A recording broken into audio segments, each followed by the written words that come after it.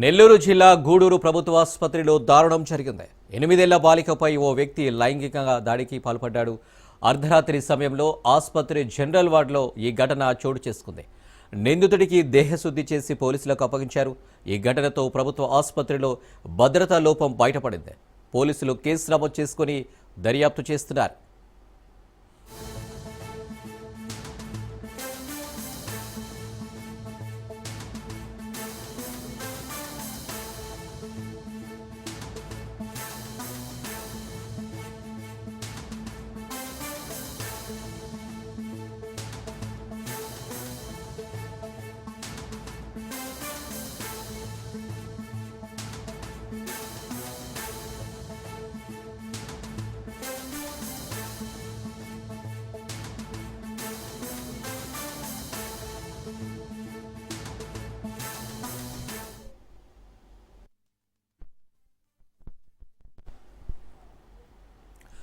నెల్లూరు జిల్లా గూడూరు ప్రభుత్వ ఆసుపత్రిలో దారుణం జరిగింది.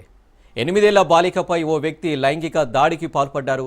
అర్ధరాత్రి సమయంలో ఆసుపత్రి జనరల్ వార్డులో ఈ ఘటన చోటు చేసుకుంది. నిందితుడికి దేహశుద్ధి చేసి పోలీసులకు అప్పగించారు. ఈ ఘటనతో ప్రభుత్వ ఆసుపత్రిలో భద్రతా లోపం బయటపడింది. పోలీసులు కేసు నమోదు చేసుకుని దర్యాప్తు చేస్తున్నారు. దీనికి సంబంధించి మరిన్ని డీటెయిల్స్ మా ప్రతినిధి చరిత్ అందిస్తారు. చరిత్, ప్రస్తుతం బాలిక సిచ్యువేషన్ ఎలా ఉంది, ఏమంటున్నారు డాక్టర్లు? Thank you Anil. ఏదైతే ఒక అమానవీయ ఘటన గూడూరులో చోటు చేస్తున్న పరిస్థితి అని చెప్పాలి. గూడూరు ప్రభుత్వ ఆసుపత్రిలో తండ్రికి సహాయకురాలుగా ఉన్నటువంటి ఆ బాలికను అదే వార్డులో ఇంకొక పేషెంట్ కు అటెండర్ గా ఉన్నటువంటి 50 సంవత్సరాల వృద్ధుడు అత్యాచారం చేశాడు, అత్యాచారం యత్నించాడు. అయితే ఈ ఘటన అక్కడ కొంత కలకలం సృష్టించడంతో ఆ వృద్ధుడికి దేహశుద్ధి చేసి పోలీసులకైతే అప్పగిచ్చారు. ప్రస్తుతం ఆ బాలిక కొంత కోలుకుంటుంది.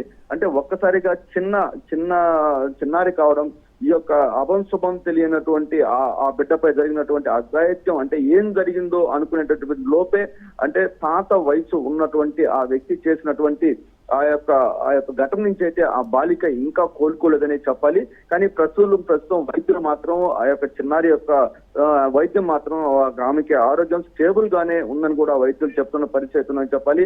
కానీ ఇక్కడ మనం ప్రధానంగా ఒక విషయం చర్చించుకోవాలి. ప్రభుత్వ వైద్యశాలలో ఇంత అభద్రతా భావం, అంటే పూర్తిగా కూడా ఇక్కడ భద్రతా వైఫల్యం స్పష్టంగా కనిపిస్తుంది. ఈ ప్రైవేట్ అది గూడూరు ప్రభుత్వ ఏరియా వైద్యశాల సమీపం వందలాది గ్రామాలకు కేంద్ర బిందువుగా ఉన్నటువంటి అలాంటి ప్రభుత్వ వైద్యశాలలో ప్రైవేట్ సెక్యూరిటీ గార్డ్స్ ఉంటారు. ప్రత్యేకించి షిఫ్ట్ డ్యూటీల్లో అక్కడ సెక్యూరిటీ గార్డ్స్ ఉంటారు.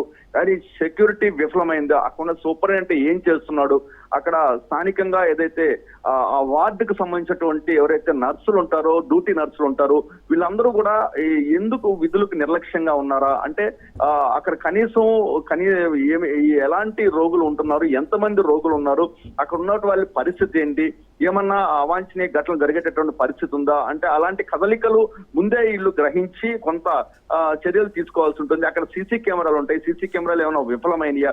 వీటన్నిటి మీద కూడా మాత్రం ఖచ్చితంగా సమగ్రమైనటువంటి విచారణ జరపాలంటూ కూడా బాధిత కుటుంబం కోరుకుంటుంది. ఏదైతే ఆ వృద్ధుడికి కఠినమైన శిక్ష పడాలంటూ కూడా ఆ బాలిక తరపునటువంటి కుటుంబ సభ్యులు కోరుకున్నటువంటి పరిస్థితి ఉందని. Right Charith, thank you.